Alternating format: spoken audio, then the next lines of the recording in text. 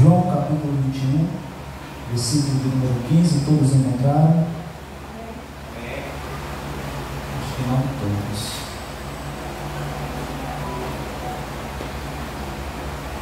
Amém, né, irmãos? Diz assim a palavra do Senhor: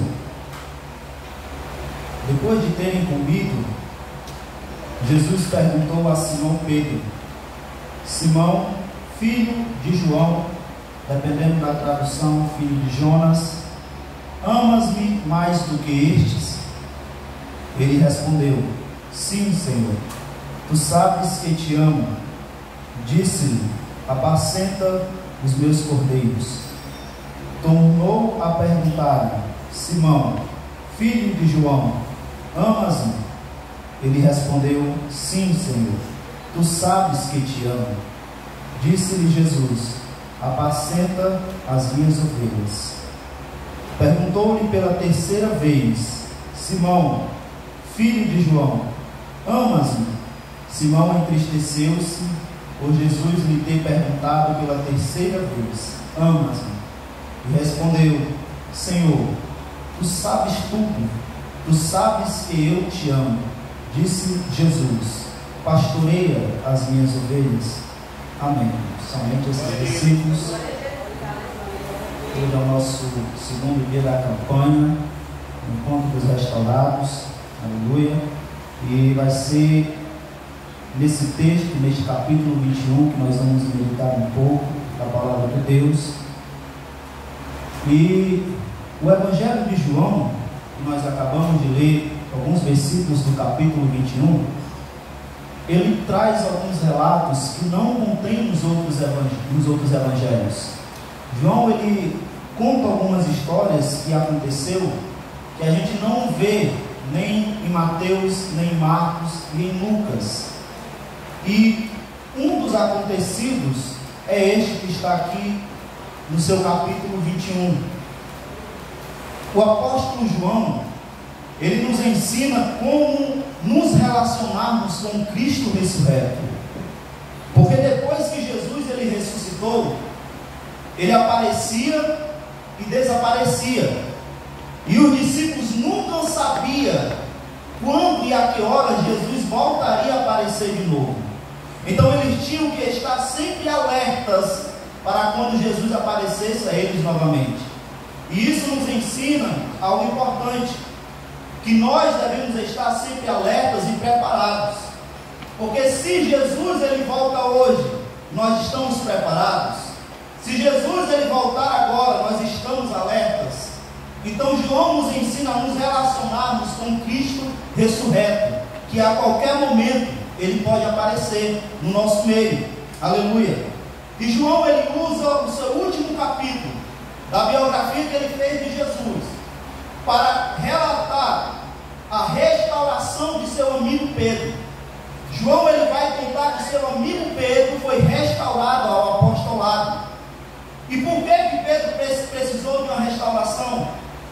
Isso, irmãos, não precisa ser cristão para saber.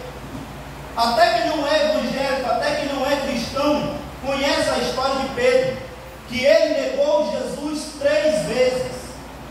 O apóstolo Pedro negou Jesus 3 vezes, e por isso ele necessitava da restauração de Jesus na sua vida. Aleluia. Quando Jesus ele é preso e é levado para ser interrogado, ele é levado primeiro para o sumo sacerdote Anás. E lá na casa de Anás, Jesus está preso sendo interrogado. Está escrito que os outros discípulos se espalharam, correram com medo. Mas Pedro, e diz que outro discípulo, provavelmente João, foram até o pátio da casa de Anás. E chegando lá, João ele entra, porque era conhecido do sumo sacerdote. Depois João volta para buscar Pedro.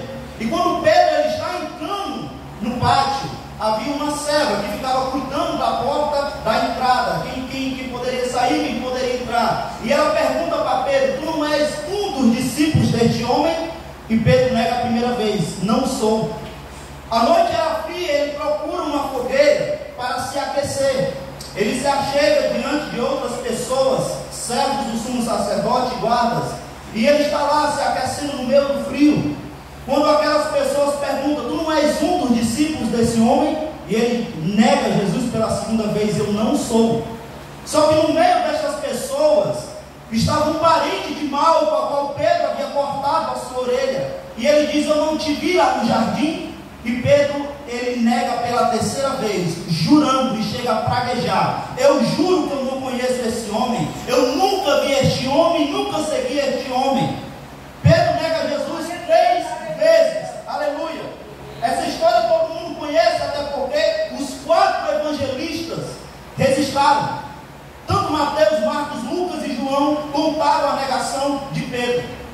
Pedro, ele quis ser o mais forte e foi o mais fraco.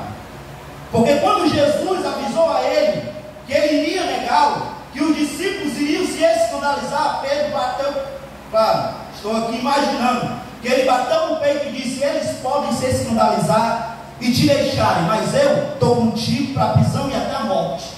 Ele se achava mais forte e acabou sendo mais fraco. Ele se achava melhor do que os outros e caiu de uma forma mais vergonhosa. Ele nega, ele jura e pragueja, dizendo que não conhece a Jesus Cristo. E antes de Pedro negar Jesus, ele cometeu alguns erros. Primeiro, Pedro, ele confia em si mesmo. Depois, Pedro, ele não ora quando deveria orar. Ele não vigia quando deveria vigiar. E a Bíblia diz também que ele passou a seguir Jesus de longe. Quem é discípulo de Jesus, quem é seguidor de Jesus, não pode segui-lo de longe. Porque uma hora mais cedo ou mais tarde, quem segue Jesus de longe vai acabar perdendo ele de vista. Quem segue Jesus de longe fica vulnerável às tentações. E então vem a queda de Pedro. Pedro, ele nega o seu nome, nega Jesus, nega a sua fé, nega o seu apostolado. Aleluia. Agora, sabe o que me chama a atenção? É que Jesus, ao encontrar com Pedro pela primeira vez, ele lhe dá um novo nome. Porque até então ele se chamava Simão, o nome que o seu pai lhe deu. Mas Jesus lhe dá um novo nome: agora você será Pedro. Aleluia. Jesus, ele não dá somente o nome a ele, mas dá um ministério, lhe entrega a liderança, lhe dá revelações. Jesus, ele lhe ensina e lhe dá experiências. Escute, não foi um doutor, ou um fariseu, ou um governador, mas foi o próprio Criador do mundo, Jesus Cristo, que se ajoelhou para poder lavar os pés de Pedro. E o que é que Pedro faz? Ele retribui negando a Jesus. Aleluia. Apesar de Jesus ter feito tudo isso para ele, Pedro nega. Mas a gente não tem que ficar aqui acusando Pedro, não tem que ficar apontando o dedo para Pedro, porque Jesus faz muito por nós e ainda assim nós negamos ele. A gente não nega Jesus somente com palavras, mas nós também negamos a Jesus com as nossas atitudes e com o nosso modo de viver. Quando ninguém vê Cristo em mim, quando ninguém percebe que eu sou um cristão, eu estou negando que eu sou seguidor de Jesus. Apesar de ele já ter me tirado do lamaçal do pecado, apesar de ele já ter me restaurado, me regenerado, ter feito tanto para mim, e nós continuamos negando ele com atitudes e com o nosso modo de viver. Aleluia. Quando Pedro está diante da fogueira, irmãos, e aquele servo do sumo sacerdote, parente de Malco, lhe pergunta se ele não estava no jardim, é a terceira vez que ele nega Jesus. Quando Pedro ele vai negar a Jesus pela terceira vez, é no exato momento em que Jesus está sendo transferido da casa de Anás para a casa de Caifás.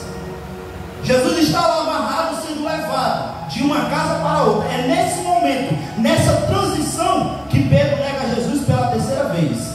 Aí diz assim, Lucas capítulo 22, versículos 61 ao 62: e virando-se o Senhor, olhou para Pedro, e Pedro lembrou-se da palavra do Senhor, como lhe havia dito: antes que o galo cante hoje, me negarás 3 vezes. E saindo Pedro para fora, chorou amargamente. No momento em que Pedro ele nega Jesus pela terceira vez, Jesus está de olho fitado nele, vendo o que ele estava fazendo. Quando Pedro ele nega Jesus pela terceira vez, o galo canta e ele lembra das palavras de Jesus. Agora, sabe o que é interessante? É que Pedro viu o estado de Jesus, amarrado, sendo levado, subjugado, uns batendo na face de Jesus. Mas quando Pedro se calou, o galo cantou. Porque não importa a situação e não importa a dificuldade, a palavra de Deus vai se cumprir. Querendo ou não, Deus vela pela sua palavra.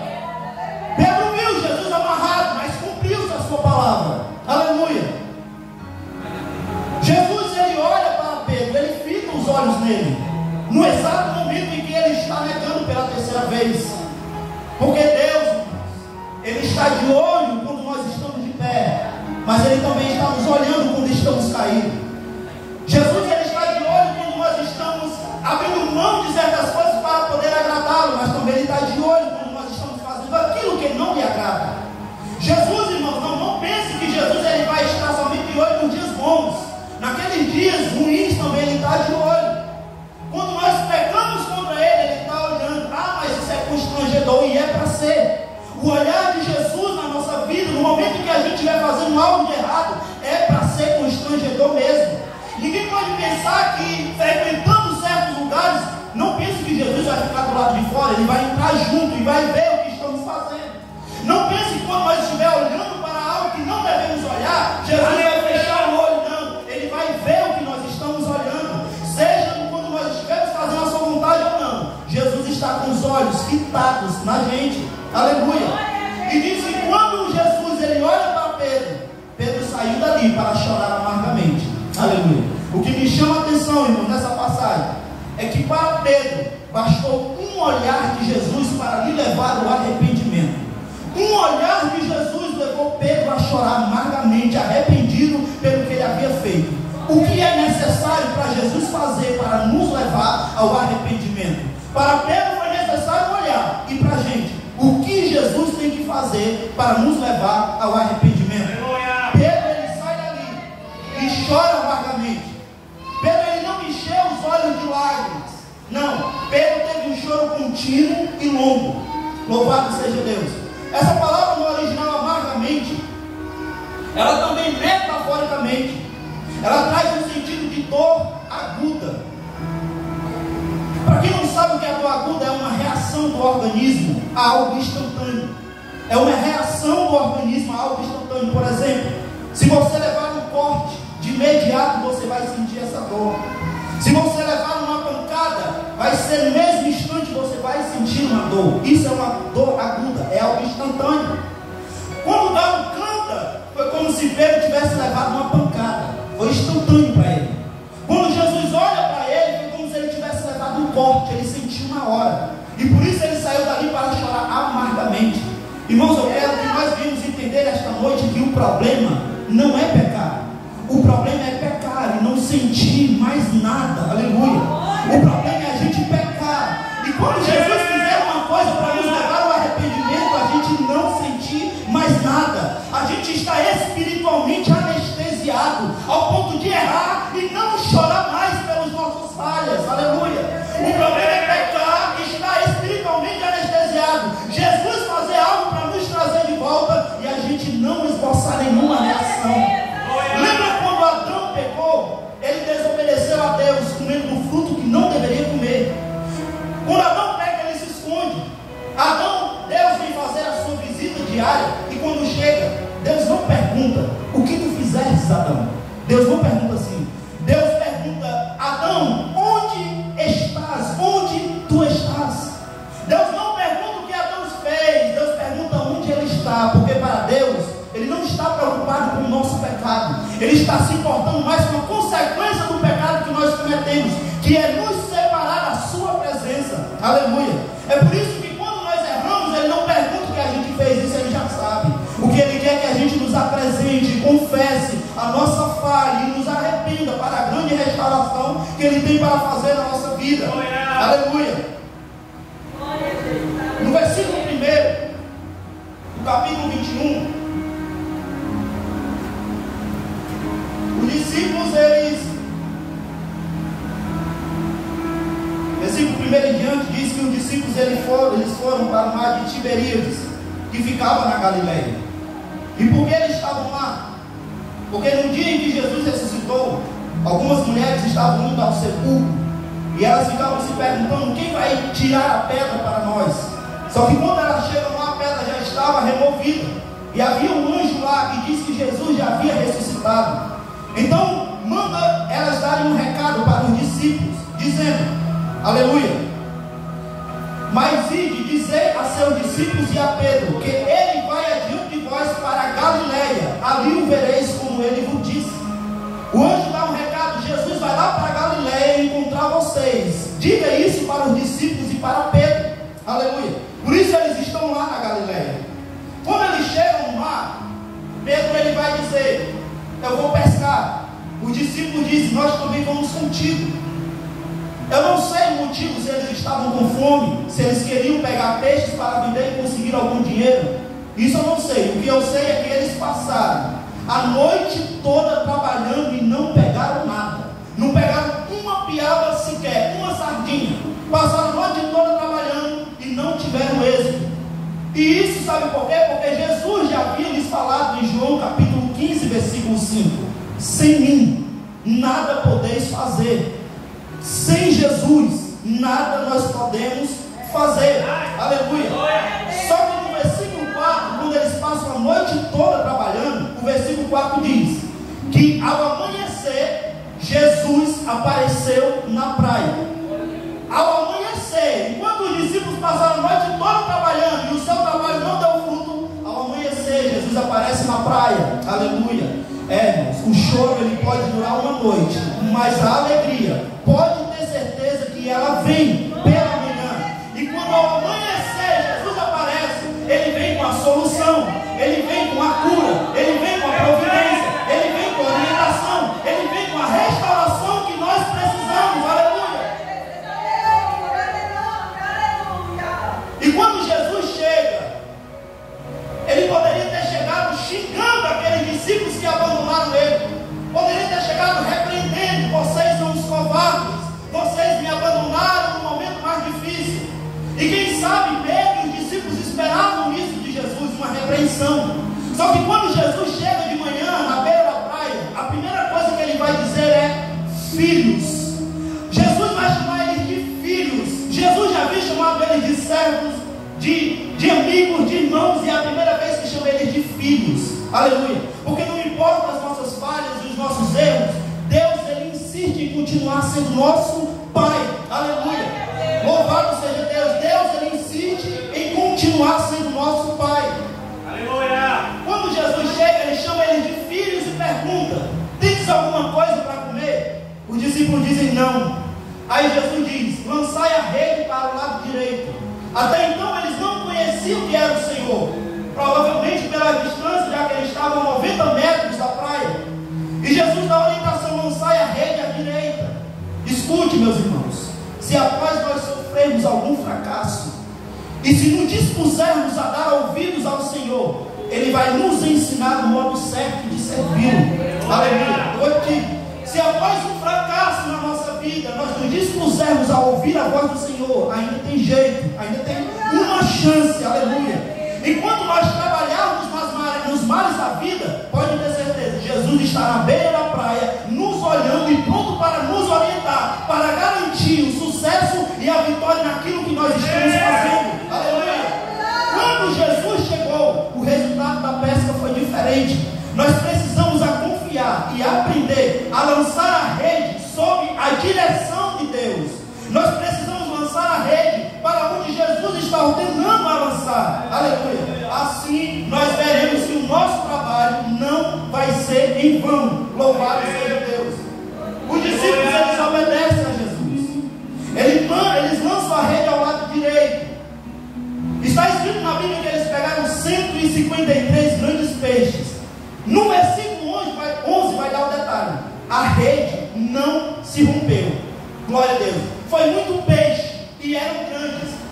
Para aqueles pescadores que eram experientes, eles sabiam que aquela rede não suportava, mas a rede não se rompeu.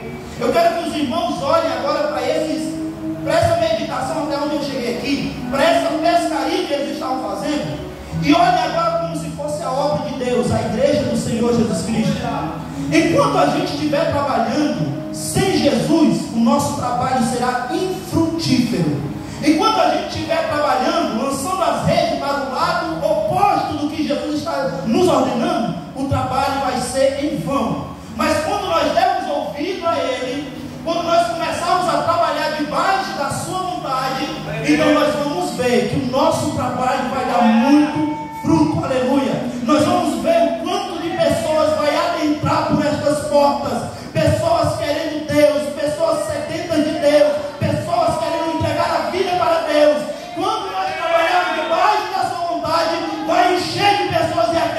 seguinte: a igreja ela não se rompe, assim como aquela rede não se rompeu. Não tem perigo da igreja se romper pela quantidade de almas que entrarem por essas portas.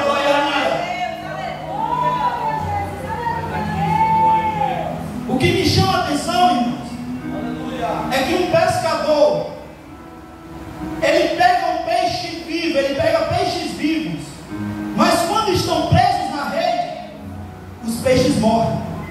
Mas quando o pregador, ele apanha um peixe morto, mas quando eles são apanhados pela rede, Cristo lhes dá vida. Aleluia. Eu vou repetir, irmãos. Um pescador, ele pega um peixe vivo, mas o peixe morre na rede. O pregador, ele pega peixe morto, morto nos seus pecados, morto espiritualmente, mas quando é apanhado pela rede, Cristo lhes dá vida. Aleluia. Aí João, ele reconhece que é o Senhor. Aí diz: Pedro é o mestre. Pedro, ele põe a sua capa, pula dentro do mar e sai nadando até o encontro de Jesus. Os discípulos, eles levam o barco até a praia. Quando eles chegam lá, está no versículo 9, os discípulos, eles veem Jesus com brasas, peixe e pão. Os discípulos chegam na praia, eles veem as brasas, o peixe e o pão. O que foi que os discípulos passaram a noite procurando peixe e não encontraram? Mas quando eles chegam diante de Jesus, eles encontram o peixe. Aquilo que eles passaram a noite toda procurando, não encontraram. Aleluia. O que eles buscaram a noite toda na praia já tinha aos pés de Jesus. Aquilo que nós buscamos em outros lugares, Jesus já tem pronto para nos dar. Aleluia. Tem pessoas cansadas, fadigadas, ao ponto de querer desistir porque está buscando outras coisas em outros lugares, enquanto Jesus já tem pronto para nos dar aos seus pés. Aleluia. Não busque em outros lugares aquilo que Cristo já tem pronto para te dar. Aleluia. Aleluia.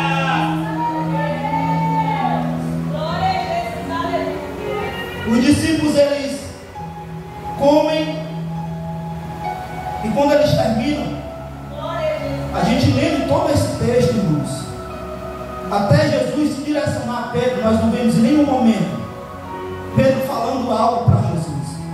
Nós não vemos Pedro direcionando uma palavra para Jesus, e isso chama muita atenção, porque o Pedro era um cara que nunca parava de falar. O Pedro, ele sempre tinha algo a dizer. O Pedro, ele falava pelos demais. Ele sempre chegava com uma pergunta ou com uma afirmação diante de Jesus, mas agora ele estava calado. Então Jesus, ele se viu ter que falar diretamente com Pedro. Aleluia. Então vem o versículo que nós lemos, no versículo 15.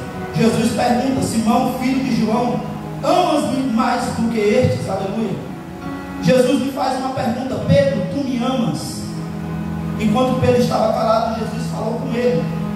E Jesus, ele faz essa pergunta diante dos outros discípulos, porque Pedro negou Jesus publicamente. Então era importante que a sua restauração também fosse pública, porque quando o pecado é em particular, ele é tratado em particular. Mas quando o pecado é em público, então ele tem que ser tratado em público, ele tem que ser confessado em público.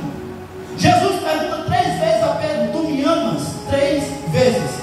Porque para cada vez que Pedro negou Jesus, cada vez que Pedro negou, Jesus lhe deu a oportunidade de reafirmar o seu amor. Jesus, irmãos, deu a Pedro 3 oportunidades de afirmá-lo para pagar cada uma das vezes que ele o havia negado. Porque cada vez que Pedro negava Jesus, irmãos, era como se ele se distanciasse da presença dele. Cada vez que ele dizia: eu não conheço esse homem, ele dava um passo para trás.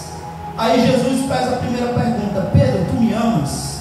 Porque Jesus queria que ele entrasse para o ato, porque Jesus não queria ver ele longe dele. Jesus pergunta de novo: Pedro, tu me amas? Era Jesus querendo que ele entrasse no lugar santo, onde um dia ele já havia experimentado. Mas só que Jesus, ele gosta da gente mais pertinho. Jesus, ele gosta de um relacionamento maior, mais grande. Então Jesus, ele pergunta pela 3ª vez: Pedro, tu me amas? Então vem para os santos dos santos, de onde tu nunca deveria ter saído. Aleluia. Jesus, irmãos, ele já venceu a morte, ele já morreu por nós na cruz do Calvário, o véu já foi rasgado de alto a baixo. O nosso lugar é diante do trono da graça, é diante da presença dele. Não, nós não temos que nos afastar da presença dele, não. Louvado seja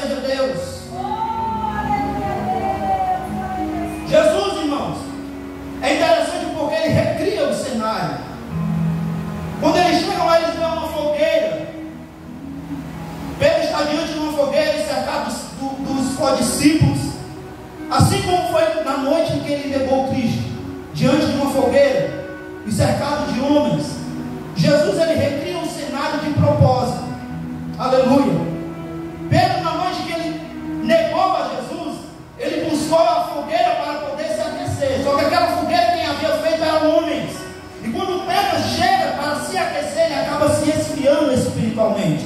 Mas agora ele ia se aquecer. Ele ia ter o seu coração inflamado de novo por Jesus, porque a fogueira que ele estava diante agora não foi feita por homens, foi feita pelo próprio Cristo.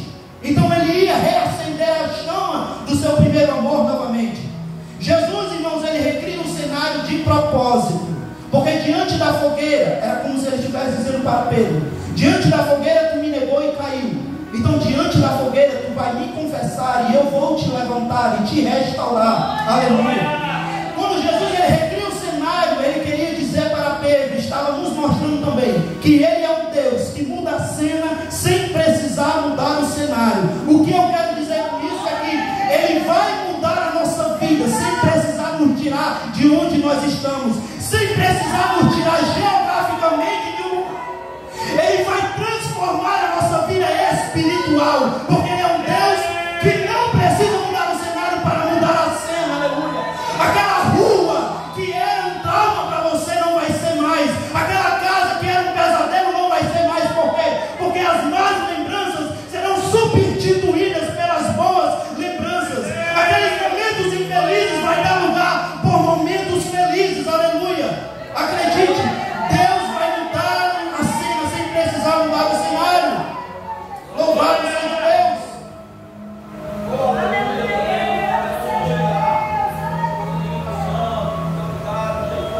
Jesus pergunta a primeira vez: tu me amas mais do que estes? Esse estes ficou em aberto. Alguns dizem que Jesus estava perguntando se ele amava Jesus mais do que o barco, mais do que os peixes, mais do que o seu trabalho. Provavelmente Jesus estava se referindo aos outros discípulos, porque Pedro ele havia dito certa vez: eles podem se escandalizar, mas eu não. Pedro certa vez se colocou acima dos outros. Ele quis dizer: eu te amo mais do que estes. Então Jesus, só que ele falhou, ele negou Jesus. Então Jesus pergunta: tu me amas mais do que estes? Aí Pedro dessa vez ele não vai querer se comparar a ninguém. Ele vai dizer simplesmente: Senhor, tu sabes que eu te amo. Foi a resposta de Pedro. Aleluia. Mas eu quero aproveitar, irmãos, essa pergunta de Jesus. Vamos deixar em aberto.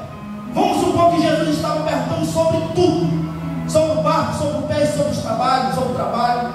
Porque infelizmente tem pessoas que perdem a família e perdem o seu casamento por causa do trabalho, mas nunca fez uma renúncia por amor a Cristo.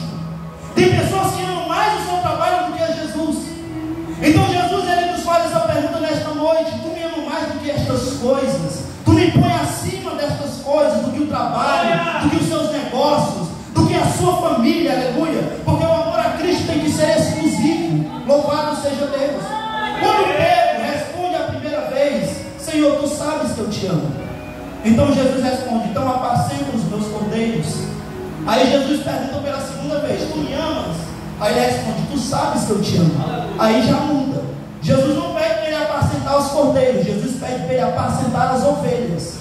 Porque primeiro Jesus pediu para ele cuidar dos cordeirinhos, os novos na fé, que ainda bebe leite, aqueles que entregaram a vida a Cristo agora. Só que quando Pedro reafirma o seu amor pela segunda vez, Jesus já lhe entrega um trabalho maior. Então cuida das ovelhas, aqueles crentes mais maduros, que já têm anos na fé, que já comem uma comida sólida. Sabe o que é que nós aprendemos aqui, irmãos? É que Jesus ele dá a Pedro uma responsabilidade maior. Ele ensina que fidelidade em algo pequeno nos leva a coisas grandes. Aleluia.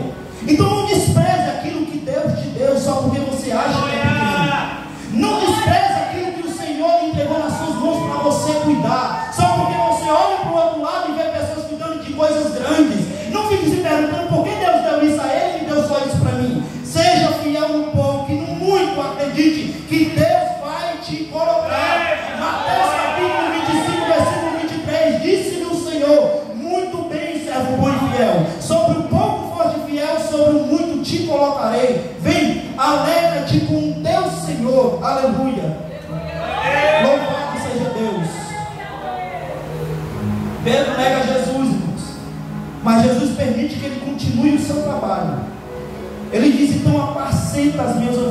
que antes dele dar essa ordem, ele faz uma pergunta, e qual é? Tu me amas?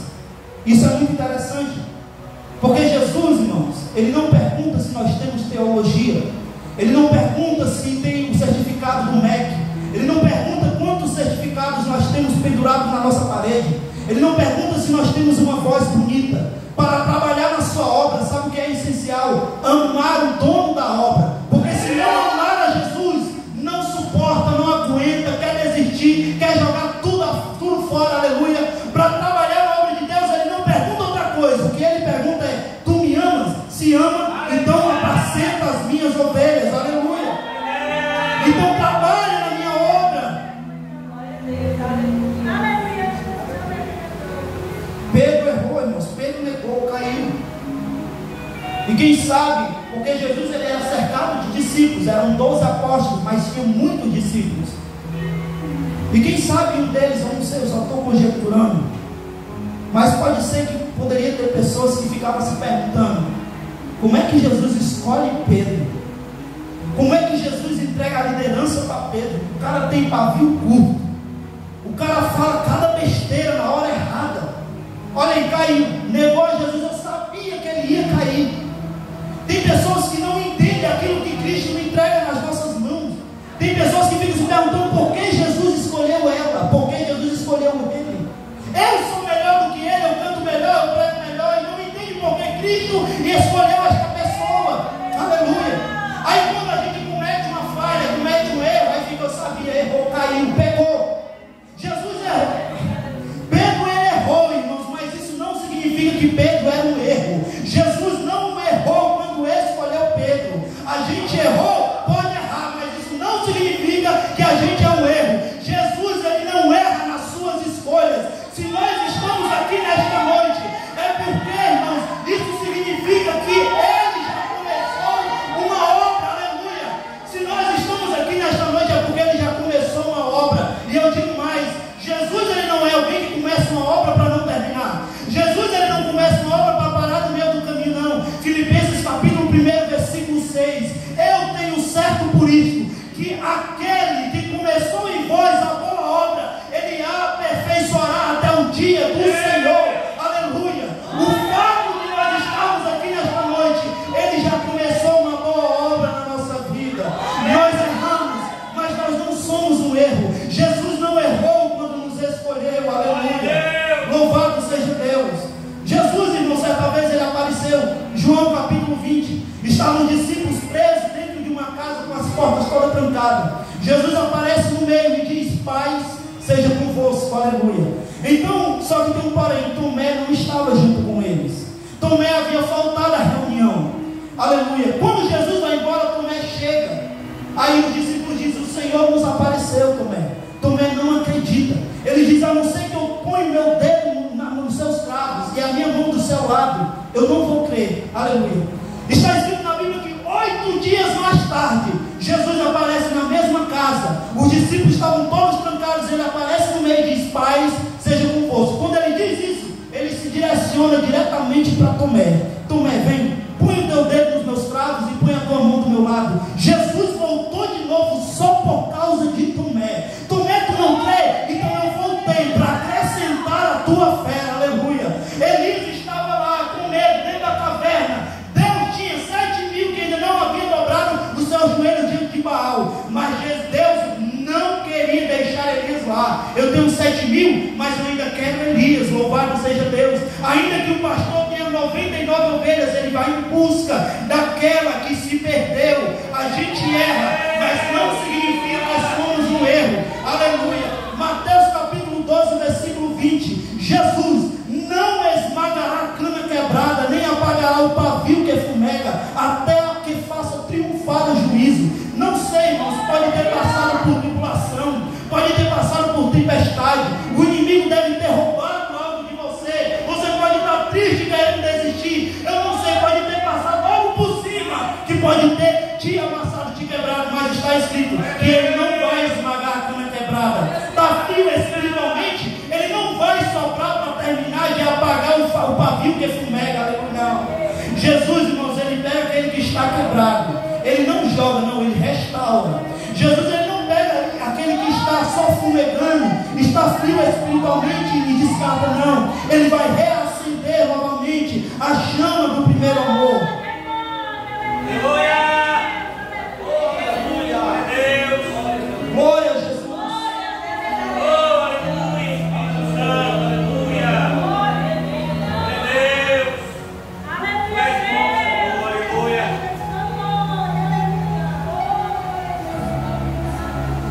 Como Jesus ele faz as 3 perguntas,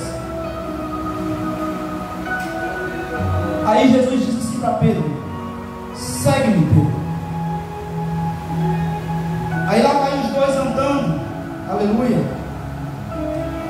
Quando Jesus diz segue-me, isso aqui era a prova de que a restauração de Pedro havia sido concluída, porque Jesus lhe pede para seguir a ele, para continuar a sua caminhada e o seu trabalho.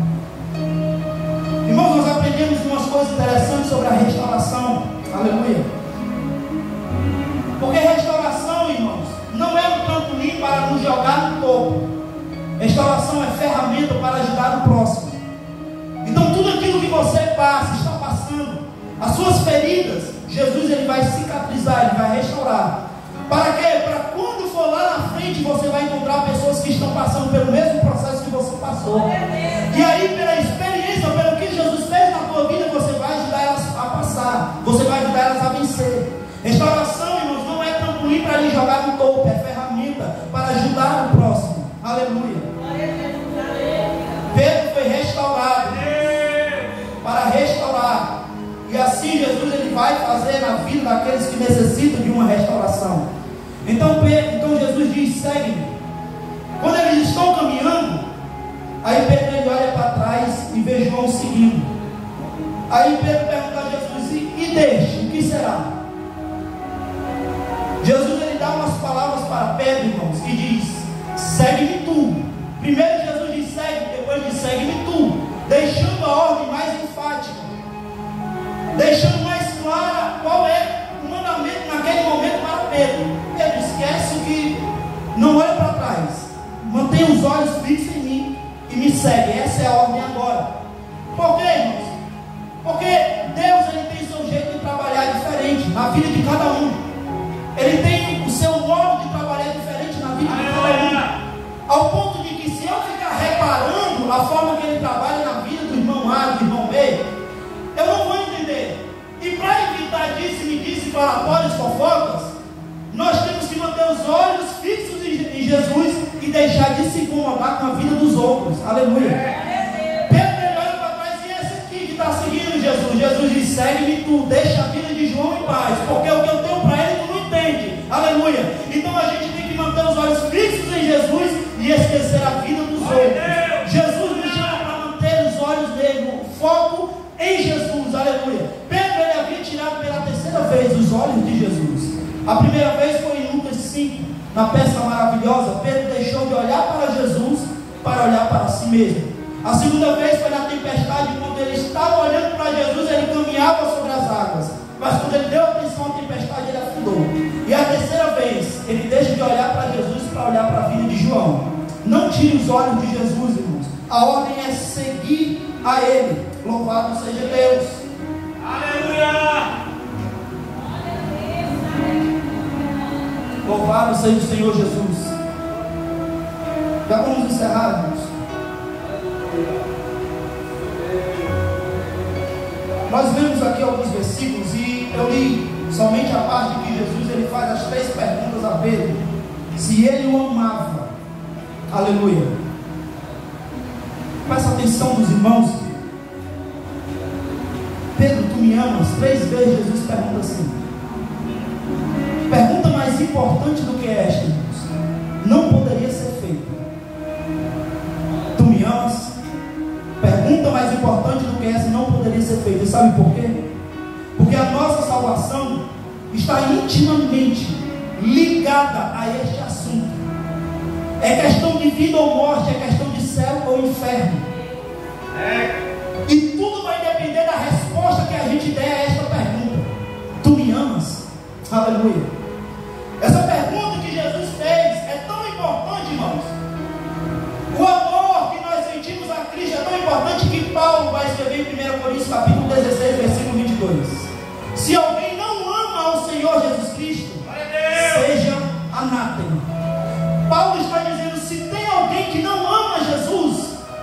maldito seja. Aleluia. Quem ama Jesus não é alguém perfeito, não. Quem ama Jesus pode falhar na sua coragem, assim como Pedro falhou. Quem ama Jesus pode cair, assim como Davi caiu, mas mesmo assim se levantar.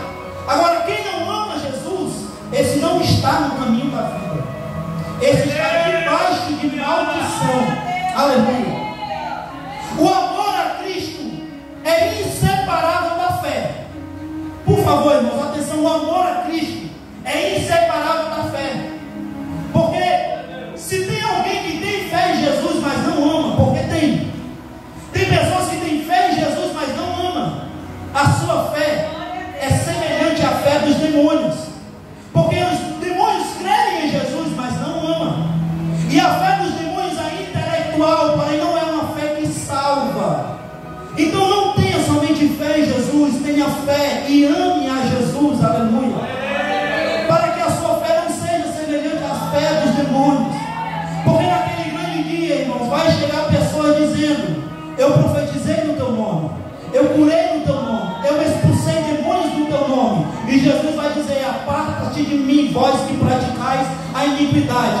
Porque eles tinham fé no nome de Jesus, eles tinham fé que no nome de Jesus tinha poder, mas eles não amavam Jesus ao ponto de abandonar a iniquidade, eles não amavam Jesus ao ponto de largar o seu pecado, eles não amavam Jesus ao ponto de largar a sua vida mundana, os seus vícios, aleluia. Tinha fé, mas não tinha amor por Jesus, aleluia. Quem não ama a Cristo, irmãos, não está apto para morar no céu, aleluia. Jesus, ele não pergunta a Pedro se ele agora cria, se ele agora estava disposto a seguir a Jesus. Jesus não pergunta a Pedro se ele havia se convertido, não. A pergunta de Jesus é: tu me amas, Pedro? Aleluia. Porque as pessoas têm colocado a sua afeição em qualquer outra coisa, têm colocado no seu animal de estimação, têm colocado a sua afeição no seu transporte, na sua casa, no seu trabalho, mas não tem amado a Cristo como deveria amar. Aleluia. E o amor a Jesus, repito, tem que ser exclusivo. Quer saber, irmãos? Vamos meditar um pouquinho aqui antes de encerrar sobre esta pergunta de Jesus, porque eu quero que todos aqui saiam nesta noite com a certeza se ama ou não ama Jesus de verdade. Porque quando a gente ama alguém, nós gostamos de pensar nessa pessoa. Não precisa ninguém falar dessa pessoa, a gente já está pensando nela, porque a gente ama essa pessoa. Não importa onde a gente esteja fazendo, a gente, por amar ela, a gente fica pensando nela. Quem ama Jesus, irmãos, não importa onde esteja ou o que esteja fazendo, sem precisar ninguém falar nele, de vez em quando se pega pensando nele, de vez em quando se pega pensando em Cristo, porque o ama. Quando nós amamos uma pessoa, nós gostamos de ouvir sobre ela, nós gostamos de estar no meio de um círculo de pessoas que falem a respeito dessa pessoa que nós gostamos, porque nós queremos aprender mais sobre essa pessoa, nós queremos conhecer mais dessa pessoa. Quem ama Jesus, irmãos, gosta de estar perto de pessoas que falem dele, gosta de estar perto de pessoas que falem algo que a gente ainda não saiba, para poder adquirir mais conhecimento. Quem gosta de ouvir de Jesus ama uma mensagem cristocêntrica que fale de Jesus, aleluia. Quem ama uma pessoa, irmãos, gosta de ler sobre ela. Sempre algumas pessoas têm um autor preferido que gosta de comprar os seus livros. Tem pessoas que compram a biografia para saber como foi a vida dessa pessoa, porque gosta dela. Quem ama Jesus, ama a sua palavra. Quem ama Jesus, ama ler a Bíblia Sagrada. Quem ama Jesus, irmão, se gasta na palavra de Deus, aleluia. Porque quando nós amamos uma pessoa, aleluia, nós gostamos de agradá-la. Nós buscamos não fazer aquilo que entristeça ela. Nós gostamos de buscar fazer aquilo que agrade a ela, que faça ela feliz. Nós não fazemos aquilo, irmãos, que vai entristecer essa pessoa, não. Quem ama Jesus, irmãos, ama aquilo que ele ama e abomina aquilo que ele abomina. Quem ama Jesus, irmãos, procura agradá-lo, quer lhe conhecer para saber o que agrada a ele, aleluia. Se quando nós gostamos de alguém, nós gostamos, temos o prazer de conversar com essa pessoa. Sabe, irmãos, tem pessoas aqui que um dia foi apaixonado, ia trabalhar no outro dia de manhã cedinho, mas por causa da paixão ficava a noite toda conversando no celular com a sua amada, com o seu amado, e sem se importar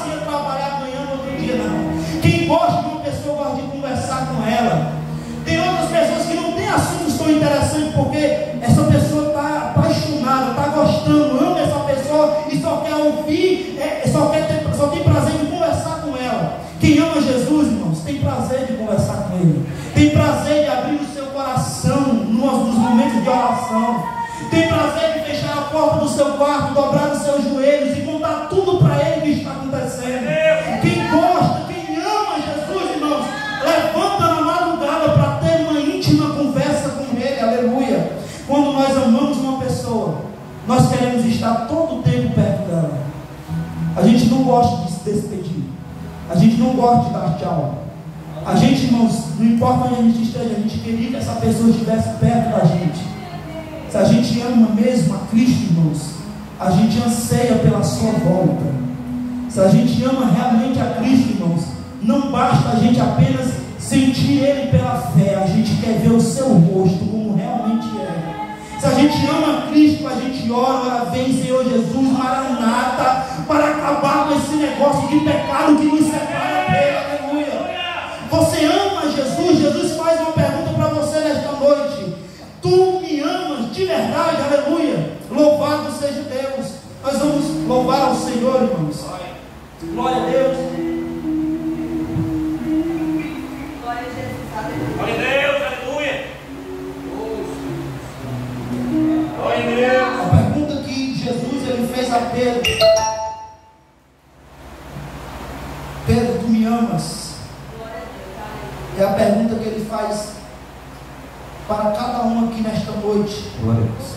Porque a nossa salvação depende disso, aleluia.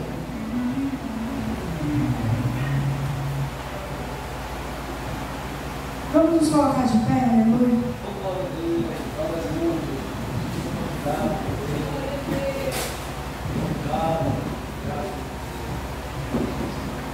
Aleluia. O universo chora, o sol se abre.